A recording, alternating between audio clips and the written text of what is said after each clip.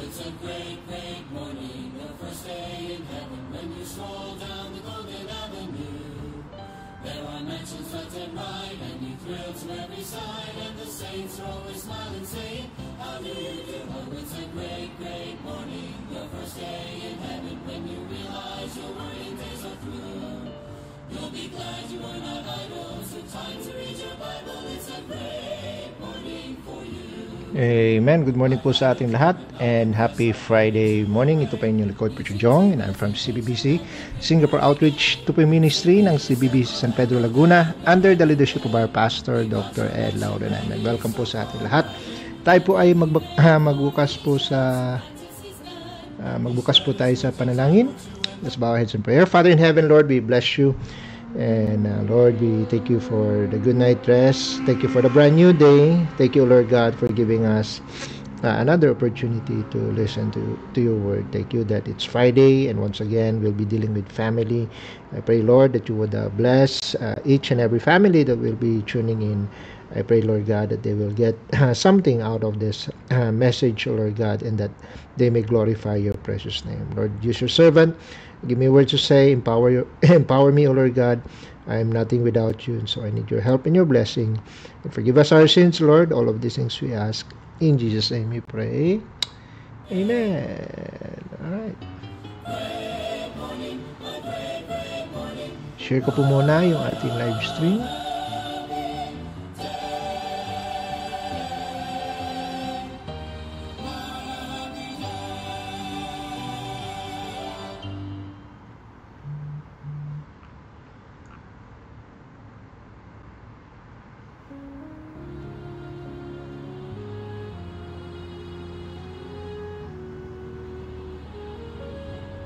Dealing with family. I pray, Lord. Okay, so with that, let's open our Bibles, please, in the book of Colossians. Colossians chapter 3 po tayo. Colossians chapter number 3. Okay, Colossians chapter 3. Amen. Good morning kay Sister MJ and kay Sister J.Ann. Also kay Sister Laila, good morning. Sister Jonalie, good morning sa iyo. And kay Sister Joffin, good morning. And also kay Ate Cecil, belated happy birthday. Amen. Alright, so Colossians chapter 3. And let's read verse 21. Colossians chapter 3 and verse 21. Okay, sabi dito, fathers, provoke not your children to anger, lest they be discouraged. Fathers, or in our message this morning, parents, sabihin, provoke not your children to anger, lest they be discouraged. I'd like to speak about the subject this morning, the best kind of supervision.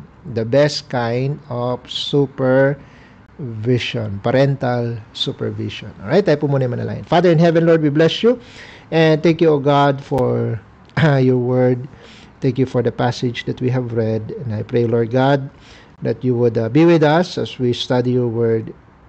May your Holy Spirit be the one to guide us, to give us understanding, and also to lead, O Lord God, your people to victory. And I pray, Lord God, for for blessings.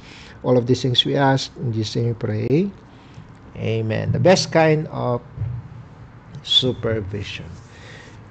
Now, as we like to say, di ba, parents, they just want to have their children, they want the, how to say, they want the best for their children. All right, they kumbaga para bang it's given, it's given that what parents what parents want is the best for the children, so kumbaga, it's just natural, with that, to correct your children, to instruct them, to guide them, di ba?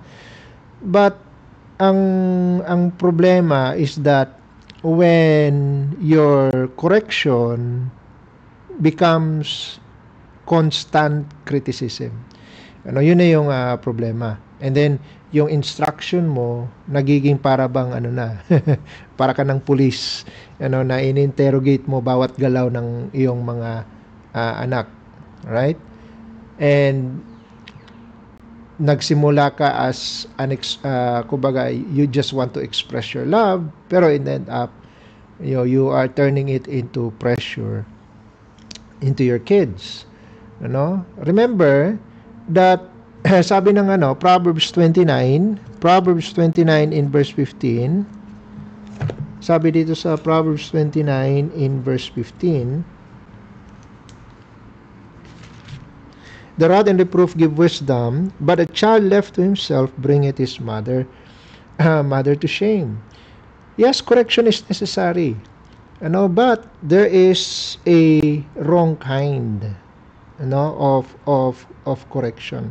Hindi naman natin pwedeng pabayaan kasi nga sabi ng verse, when a child is left to himself, it would bring the parent shame.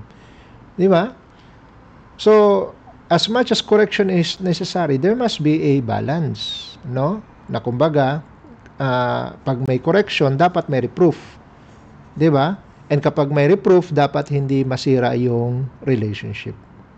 So, kumbaga, ang goal ng biblical supervision, hindi siya to dominate your children, but to develop your children. No, hindi siya intended na to discourage your children, to provoke them to anger. No, ang goal ng supervision, ang biblical supervision is to cultivate the spirit of your children. Amen. Ang problema, kapag na-misunderstand yung balance. Amen? Na kumbaga, meron kang mga parents na ayaw i-correct yung kanilang mga anak. 'Di ba? Kasi kapag kinorek, it might damage their quote-unquote confidence. 'Di ba? Pero kapag in-spoil, sabi ng Proverbs chapter 13, we have to understand this.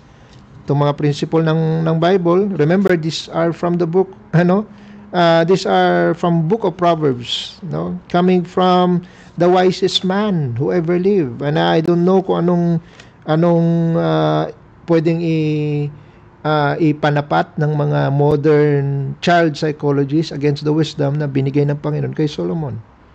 Di ba? Now, if you look at Proverbs chapter 13 in verse 24, he that spareth his rod hateth his son, and he that loveth him chasteneth him betimes. Amen. Kapag hindi mo kinorek, if you spare the rod, you're just expressing hate. No, that's negligence.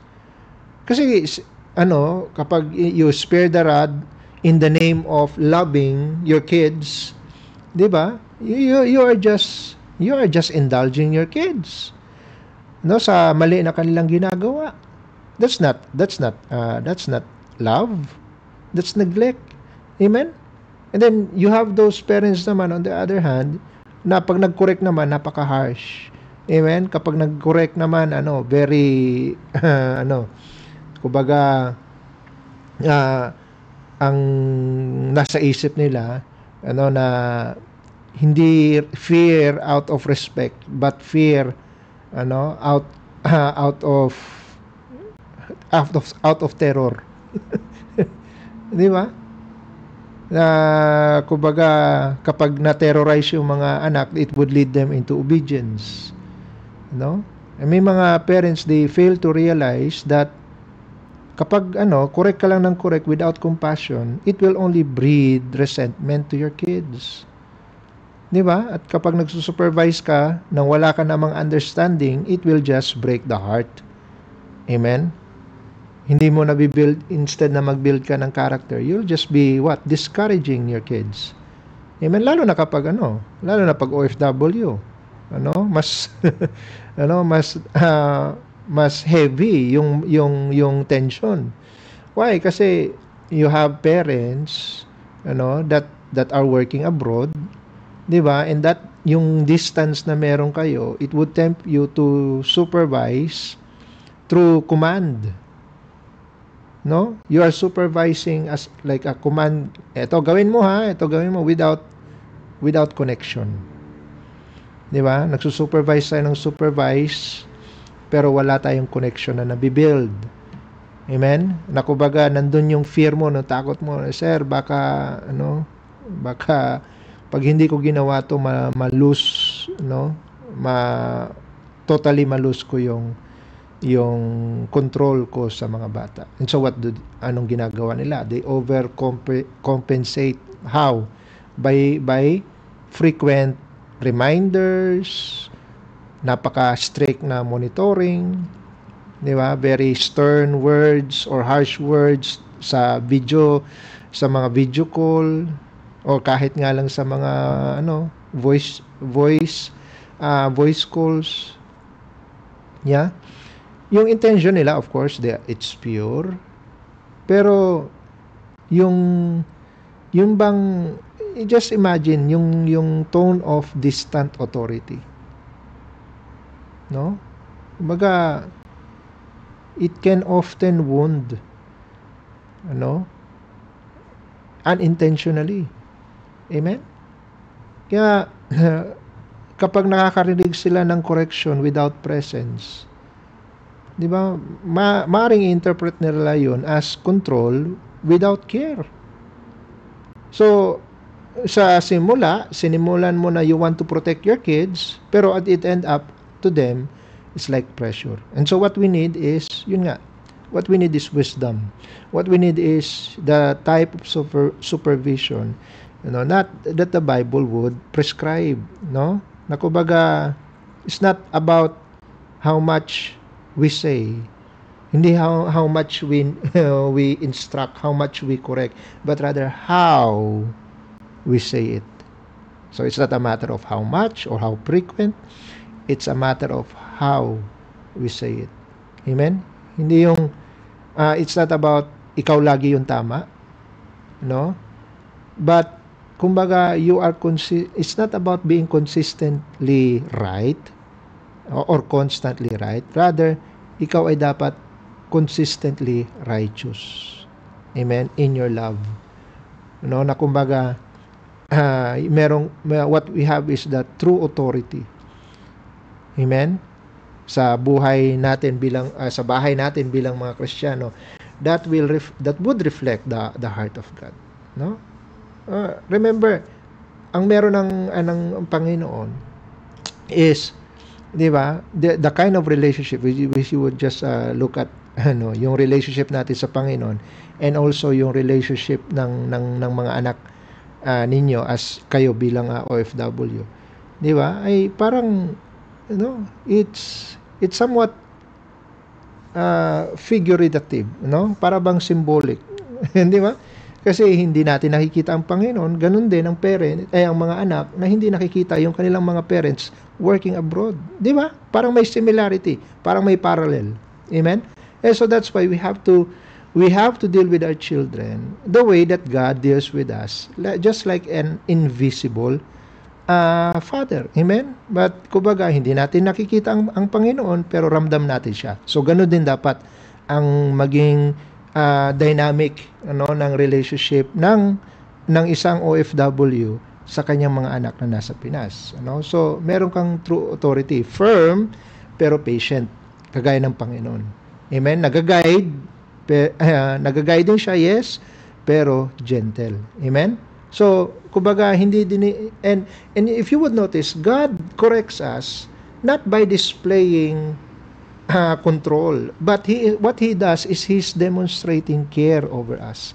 Amen? Hindi niya pinapahiya yung kanyang mga anak, rather He helps them grow. Amen? In giving us space. Kaya ang ginawa ng Panginoon, binigyan niya tayo ng free will. Amen? So ganun din. And yet, ang resulta is tayo ay kumbaga, we love Him because He first loved us. Amen? So, yun yung dapat maging question natin. Ano yung mga qualities na dapat magkaroon tayo to have the best kind of supervision? Amen? Yung bang supervision that would strengthen your kids instead of discouraging them. Amen? So, I have 4 points for you this morning. Number 1, we need to have affection that warms. Affection that warms. Amen? So, ibig sabihin, ang totoong supervision, hindi siya, kumbaga, hindi siya, it doesn't begin para na pinapamukha mo kung sino yung authority. Amen? But it begins with love, no, yung affection. Ano, kumbaga kapag ang anak, he feels that he is loved, no, he will listen. No? Kahit pa siya ay kino-correct. Why? Kasi ramdam niya yung pagmamahal eh. Amen? Pero kapag ang anak, he feels unloved, he will resist. Kahit pa gaano ka-gentle yung instruction mo. Amen? Kasi hindi niya naramdaman yung love. Hello? So, ganun ang kay Apostle Paul, naunawaan niya yung balance na yun. Kaya nga sinabi niya sa Colossians, that fathers should not provoke their children to anger. Why? Kasi nga excessive. Kung excessive naman, na hindi nila ramdam yung warmth, amen? It will just discourage them. It will just make them bitter. Hindi sila magiging obedient. Amen? Yung correction ng Panginoon, dapat nating unawaan, it flows with compassion. Amen? It flows with compassion. Kaya nga, sabi ng Hebrews chapter 12, whom the Lord loveth, He chasteneth. Amen? Kaya nga, para sa mga, lalo na sa mga OFW, your affection must, lalo na your affection must merong distance na kailangang i-travel. Di ba? So, with that distance, your words will become a vessel. A vessel for that warmth, amen, na hinahanap ng inyong mga anak. Kaya nga, every call, every message, every video chat na gagawin ninyo, must remind your kids, na kahit pa kayo'y malayo, yung heart ninyo as parents ay laging malapit sa kanila. Amen? Kaya nga, express mo yung love consistently. And when you do, you will soften the ground. Amen? Para pag nag-correct ka, amen, that correction will be planted. Kasi hindi tigang, hindi hard yung ground, but that ground is tender. Amen? Para ma-plant mo yung seed of correction. Amen? So that's why you have to be intentional when you express your love. Amen? Yeah, sabi ng Bible sa 1 John chapter 3. 1 John chapter 3. Yes, nandun tayo, we would like to tell them from time to time that you love them, but, di ba? Sabi dito sa 1 John 3 verse 18, my little children, let us not love in word, neither in tongue, but in deed and in truth. Amen? Kumbaga, ang love natin, must show itself consistently. Amen? Hindi lang siya into empty declarations na I love you, I love you, I love you, pero the actions say otherwise. Di ba? As mga OFW parents, you can prove love by being you are being emotionally available. Hindi ka shut, your doors are not shut for them. Amen? Hindi lang ikaw ay nagpadala na ako ng allotment, nagpadala na ako ng allowance mo, So, see you in 1 month. See you in the next 30 days ulit. Hello. No, you have to express love and you have to be intentional with it. Amen. When you speak, you use words that edify. Amen. Look at Ephesians chapter 4. Ephesians chapter 4 in verse 29, Ephesians 4 in verse 29, ang sabi dito, let no corrupt communication proceed out of your mouth, but that which is good to the use of edifying, that it may minister grace unto the hearers. Amen?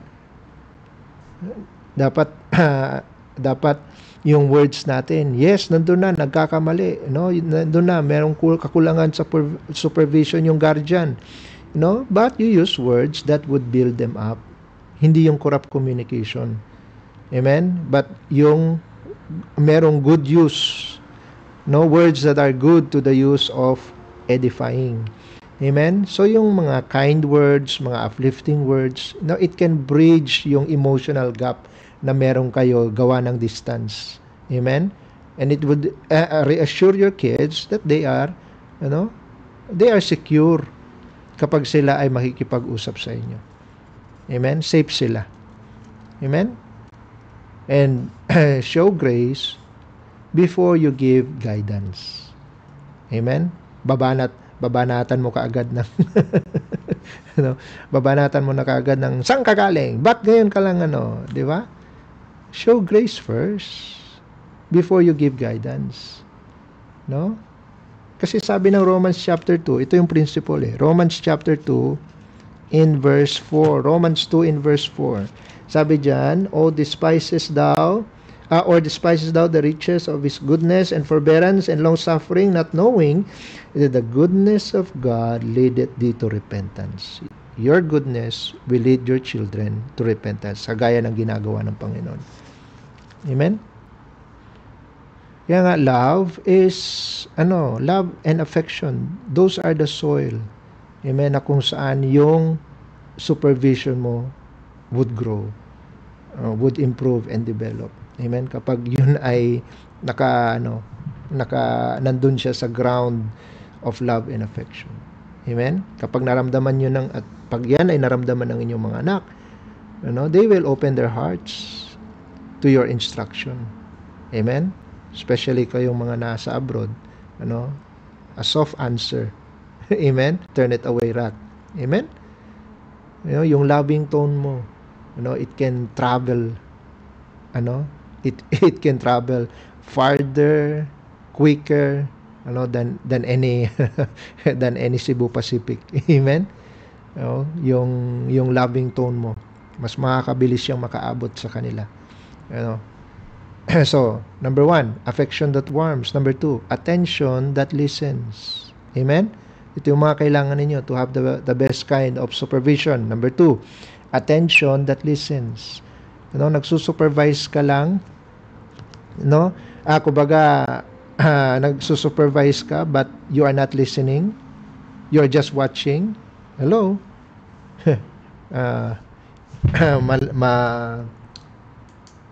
Mahihirapan tayong makaano dyan. Mahihirapan tayong makausad in your relationship. Kasi kapag ang mga parents nakikinig lang sa words ng kanilang mga anak pero hindi nila sinesense kung anong meron na sa puso ng kanilang mga anak. Minsan, kamusta ka? Okay lang. Okay lang pala eh. Hindi yan realist, hindi you're not paying attention. Amen?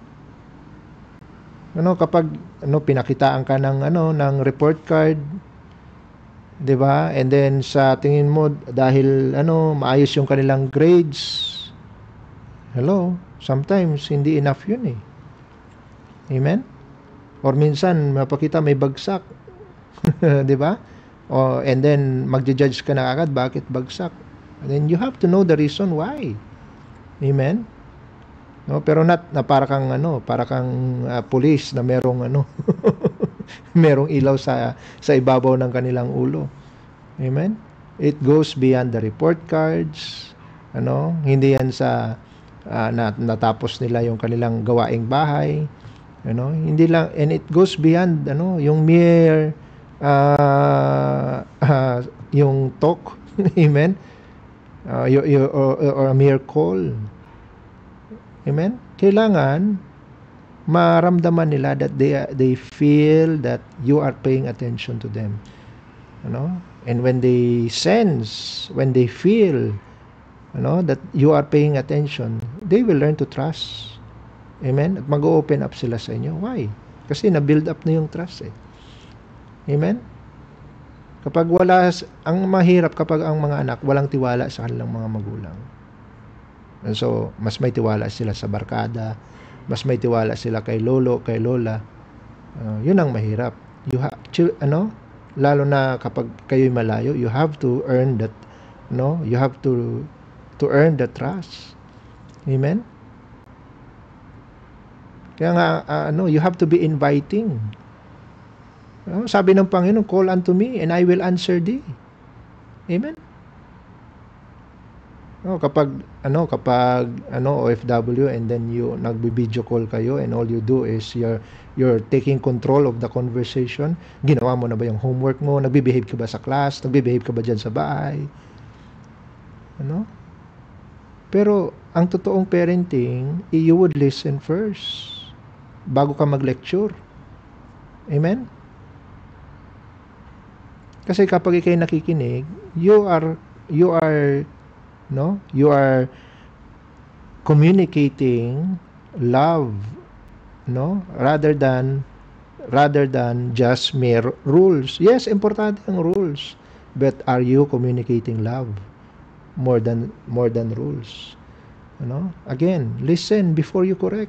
Sabi ng James chapter 1, ang principle ng James chapter 1 in verse 19. James chapter 1 in verse 19. Okay? Sabi dito, wherefore, my beloved brethren, let every man be swift to hear, slow to speak, slow to wrath. Are you swift to hear, parents? Are you swift to listen? Amen? Or mabilis tayo sa pag-correct nang hindi natin naunawaan yung sitwasyon? Again, it will just provoke anger in the side of your kids. Amen? But if parents are listening, they can discern kung ano talaga yung kailangan ng inyong mga anak. You listen with empathy. Na kumbaga you put yourselves in their shoes. Sabi ng Romans 12 verse 15, rejoice with them that do rejoice and weep with them that do weep. Di ba? That's empathy. You rejoice, you celebrate with them kapag sila'y masaya, and then you weep with them, kapag sila'y humahagulhol. Amen? Minsan, baliktad eh. Kapag nagre-rejoice yung mga bata, galit. kapag humahagulhol ang bata, ang parents tumatawa. You have to make your children know that their feelings, they matter. Amen? Lalo na teenager, napaka-emotional ng mga ng mga nilalang na yan. Amen? But if you, so how can you bridge? How can you bridge the gap? You connect it with compassion. Amen? Compassion. It will bridge more than your commandments, your instruction. Amen? And you have and when kanina nabanggit ko yung paying attention, you have to pay attention for yung bang spiritual na mga cues, mga heads up. Amen? Lalo na sa kanilang mga sinasabi. Kasi, di ba, ang anong principle? Out of the abundance of the heart, the mouth speaketh. Amen? So, yung words, it can reveal the heart. Amen? And if if the parents, if you will just be attentive, you will discern hindi lang yung problema, kundi kung ano yung needs nila. Amen? I mean, kung isang bagay na kung ang parent hindi niya naunawaan yung pinagdadaanan ng kanilang mga anak, how can they guide? Amen? But if you would listen more, amen, you will have an insight, amen, sa mga hindi nakikitang struggles, yung mga struggles na hindi nila ino-open up. Amen? And when you pay attention to them, it proves that you love them. It will tell them that your heart matters more than your grades, more than behavior, more than kung ano sinasabi ni lolo at ni lola. Amen? Their heart matters to you. Amen? So number 1, affection that warms. Number 2, attention that listens. Number 3, admonition that builds. Okay, so nandito na tayo sa pag-correct. Correction is necessary, yes. Pero yung purpose ng correction is to construct. Amen. It's to build up. It's not to condemn them, it's not to crush them. Amen. It's not to discourage them. May mga anak pa naman na that ang feeling nila is harsh. Harsh yung pagiging strict or pagiging firm ng mga parents. Pero ito yung dapat ipaunawa. At ito yung dapat i-apply ng mga parents. Look at Galatians chapter 6. Galatians chapter 6 in verse 1. Galatians chapter 6. Okay? In verse 1. Hindi lang kunin natin yung principle na ito kasi alam natin ang context ito is about church, pero yung application nito can also be done in the home. Sabi dito, brethren, if a man be overtaken in a fault, ye which are spiritual, restore such an one in the spirit of meekness, considering thyself, lest thou also be tempted. Amen? Kumbaga, nakita mo na your children are overtaken in a fault, then ikaw as parents, di ba, you have to, you correct them, pero nandun yung desire for restoration. And you have to do it in the spirit of meekness. Amen? Spirit of meekness. Kailangan i-admonish mo sila biblically. Na kumbaga, hindi mo, wala yung intention to harm them. Amen? Not to make wounds. Amen? But you are there to guide them. Amen? Of course, parents, lalo na kapag OFW, nandun yung anxiety, nandun yung worry. Amen? Kasi ang nandun na kapag wala sila, baka magrebelde, baka mapariwara. Pero dapat din yung unawain na kapag constant yung laging rebuke, kalaunan yan, it will backfire Lalo na if you're doing it not in the spirit of meekness. Mauwi yan sa paglakit, pagtanda nila, mauwi yan sa sumbatan. And again, nandun yun, consider thyself, lest thou also be tempted. Di ba?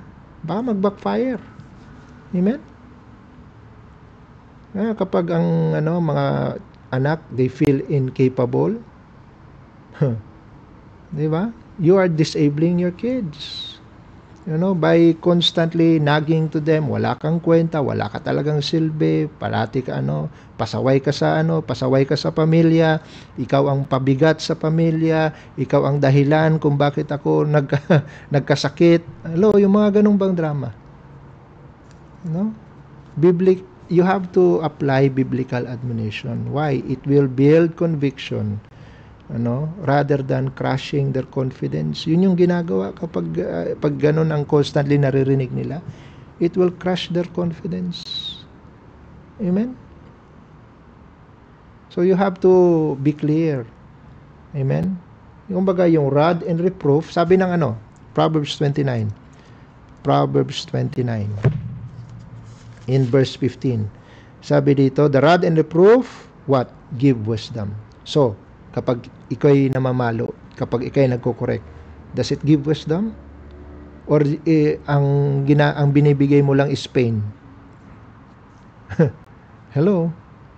Dapat it would give wisdom. Amen? Hindi lang pain. Amen? Hindi dapat mag-end sa pain lang.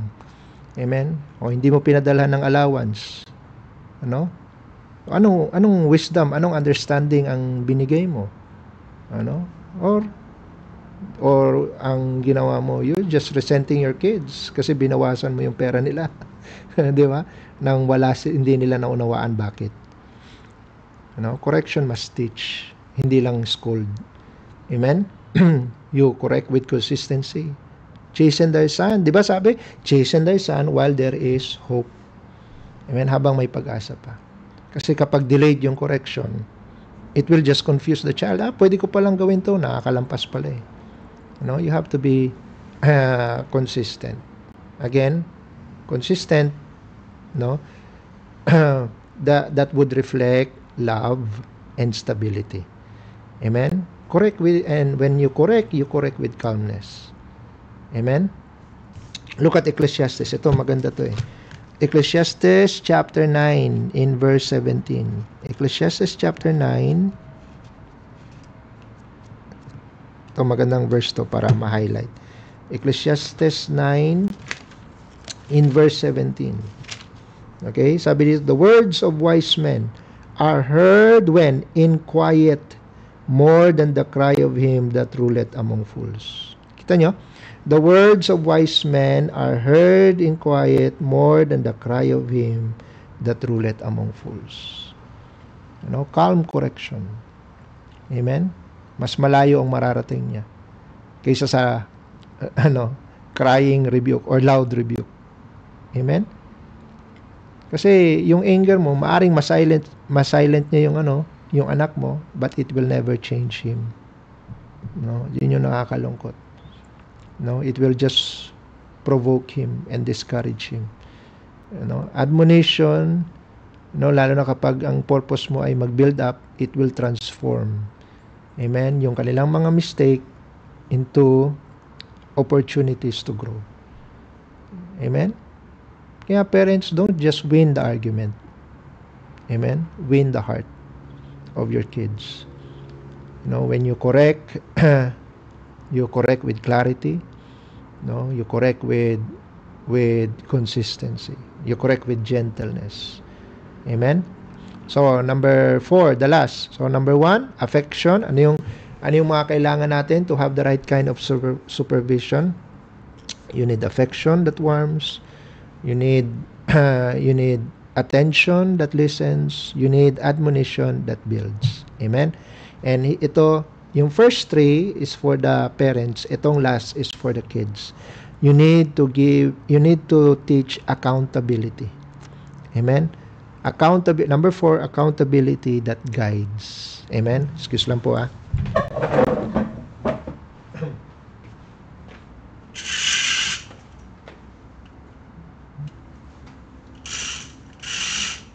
Alright. Okay. So, you need to teach accountability that guides. Amen? Kumbaga, so, kapag nagsusupervise, hindi yan kumpleto kung walang accountability. Amen? You're just expressing love without boundaries, at kapag nangyari yan, it would lead to rebellion someday. Amen? Tingnan nyo, anong tinuturo lagi ng Diyos sa atin? Yes, you have the free will, but you are accountable for what you do. You are accountable for your decisions. Amen? Hindi mo po pwedeng i-backfire yan sa Panginoon. Why? Because you are accountable. You are the one accountable. Ikaw ang binigyan ng Di ba? Binigyan ka ng kalayaan ng Panginoon to decide for yourself, so you will be accountable sa gagawin mo dyan sa free will mo. Amen? Kaya you have to you have to learn itong principle na to sa 1 Peter chapter 1.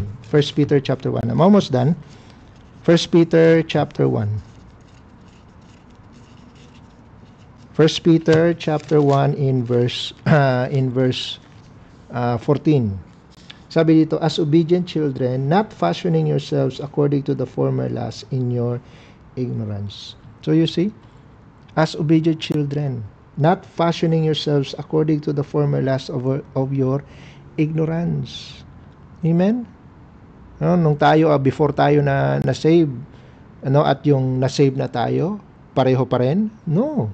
Hindi na, di ba? Kasi we are now become obedient children. Amen? So, yung accountability, it teaches actions, na actions nila, merong consequence. Amen?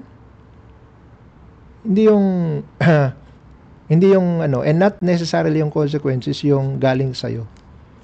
Amen? Remember, they are more accountable to God than you.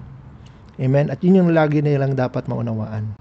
Amen? Na kumbaga, gagawa sila ng mabuti, magbe-behave sila, mag-aaral sila ng maayos, not because of you, but because of God.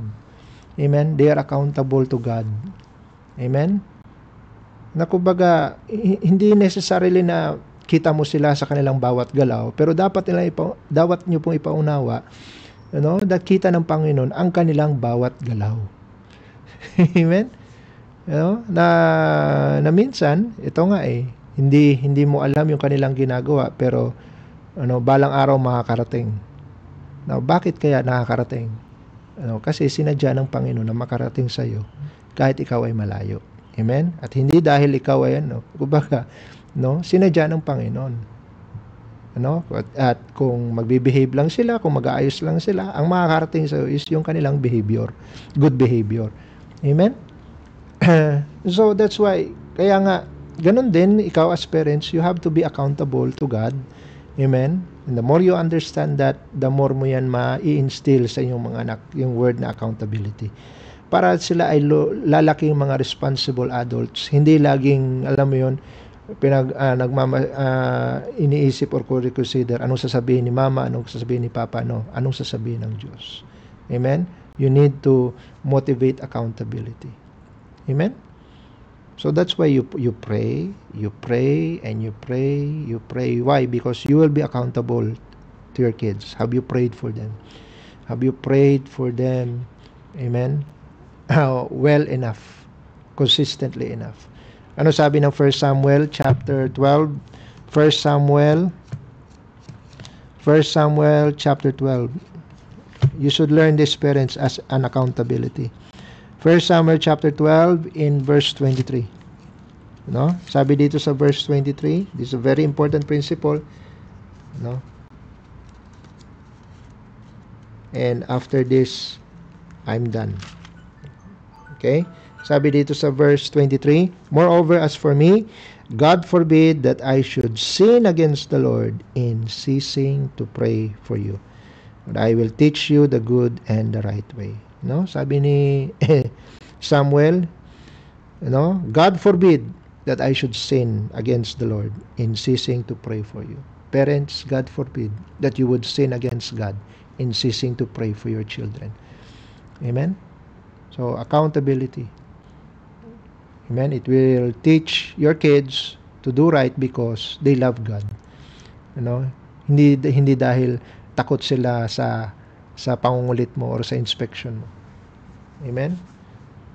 Doon mo matuturuan yung may instill sa kanila yung holiness. Kapag alam nila God is watching over them. Amen? Yun yung that's the right stewardship.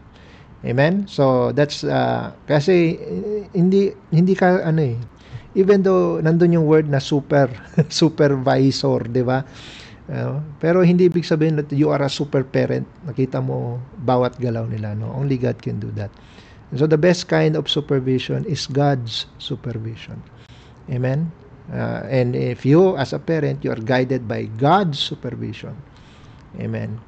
I tell you, it will go through, it will bridge the gap. It will go through lens. Amen. Para mag-bridge yung gap ninyong mag-ina at mag-ama. Amen. Let's pray. Father in heaven, Lord, we bless you. We thank you for what you have given us this morning. Thank you, God, for the wisdom. And thank you for the instruction, Lord God, and how we can improve and to be better in our supervision. And I pray, Lord God, that you would bless the principles that are instilled in the hearts of your people this morning. May it be a ruling guide for them and to help them develop more obedient children, not because they are watching over them, but because you are watching over them. Thank you, O Lord God, for your word. We give you back the glory. In Jesus' name we pray. Amen and amen. Alright, I hope naging blessing po ang message natin ngayong umaga.